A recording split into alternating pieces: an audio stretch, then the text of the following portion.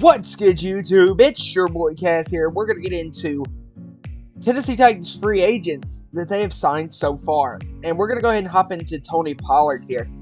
Tony Pollard's a guy that I see making an impact on the team, but being a great tandem with Tyjae Spears. Some people could argue that you really didn't want to take carries away from Tyjae Spears, which I understand.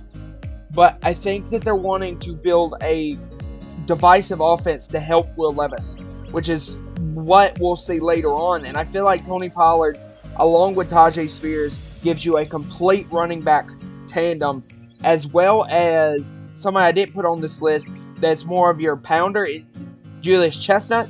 Having Pollard, Chestnut, and having Pollard, Spears, and Chestnut is going to be able to give you two backs that can come in at any point in the game where you're not going to know if the team is going to run the ball or pass the ball. And then on the goal line, if you need those short yardage downs, you can bring in Julius Chestnut, who's about 230, maybe 235, and be able to get those yards.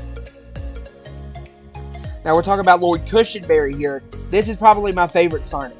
Tennessee had to get better up front, and I think Lloyd Cushenberry starts that point of getting better up front. He's going to play center for us. Him being paired next to Peter Skoronski and Dan Brunskill, I really enjoy, as well as whoever we decide to get at left tackle. I enjoy. I think this is gonna be the start to building a really good offensive line for Will Levis, Tyjae Spears, and Tony Pollard. Now, Chidobe Awuzie, the team was in very much need of corner. Corner was a big need on this team. Chidobe Awuzie helps that out a lot.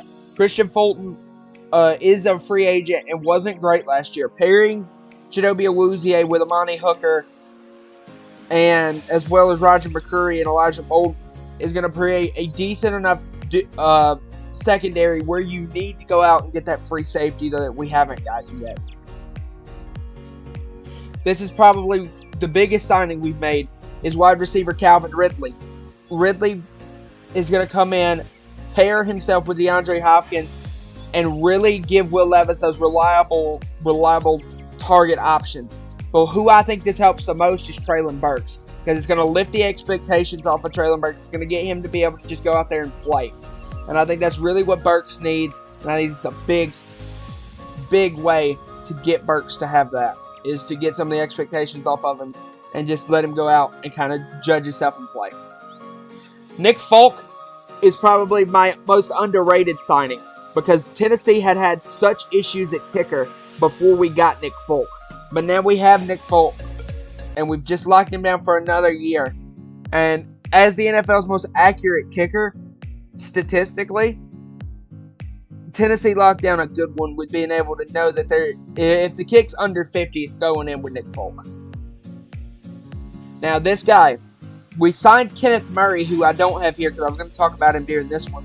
We signed Kenneth Murray, and we also tendered UDFA from last year, Jack Gibbons, who was a main key starter during last year with Azeez Al-Shaair.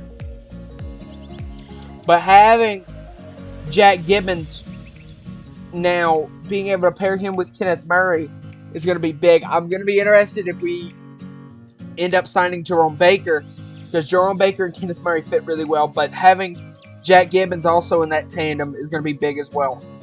Mason Rudolph, who I think is the last... Nope, he's not. Mason Rudolph is a guy who very much fits Will Levis's play style, the guy that can go out and sling it. But I do think that this hurts Malik Willis.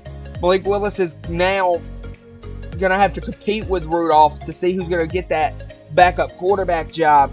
And every day that it goes on, the career of Malik Willis looks worse and worse.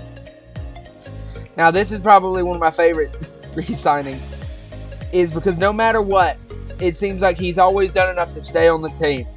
And that's Nick Westbrook-Ikhine. He's a reliable target, and that's what you need with Will Levis. You see him in the background. I really believe Tennessee believes that they have a reliable target in Nick Westbrook-Ikhine. Not a guy that's going to go out and get 1,000 yards every season. Not a guy that's going to do that or this or that, but a guy that's going to be consistent, a guy that is a phenomenal run-blocking wide receiver, He's probably, in my opinion, top 10 at run blocking in the NFL as a wide receiver. He's incredible at it. Has been his entire career. But what gives him the edge is that he's not a great receiver per se. He's more average at that. That's more secondary. Tennessee last season under Tim Kelly were using him in very different roles. They lined him up some at tight end. They lined him up all around the field, and I liked that a lot more. He, coming out of that tight end position, he was able to get open a little bit more, was able to beat some of those linebackers, and was able to get a couple of touchdowns off of that. So I think as his role continues to be figured out in the team, Nick Westbrook was a key signing to bring back. I like it a lot. Alright, guys, as that's going to be the end of grading our free agents so far. If you guys want me to make another video if we sign anybody else or trade in for anybody else, each one of those videos are going to be individual. The only reason these videos weren't individual is because I was having some personal stuff going on with my dad. My dad had surgery recently, and I was taking care of him. So now, if we sign somebody big, somebody I think warrants a video, I'm going to come on here and drop it. This has been your boy Cass, and I'm out. Bye, guys.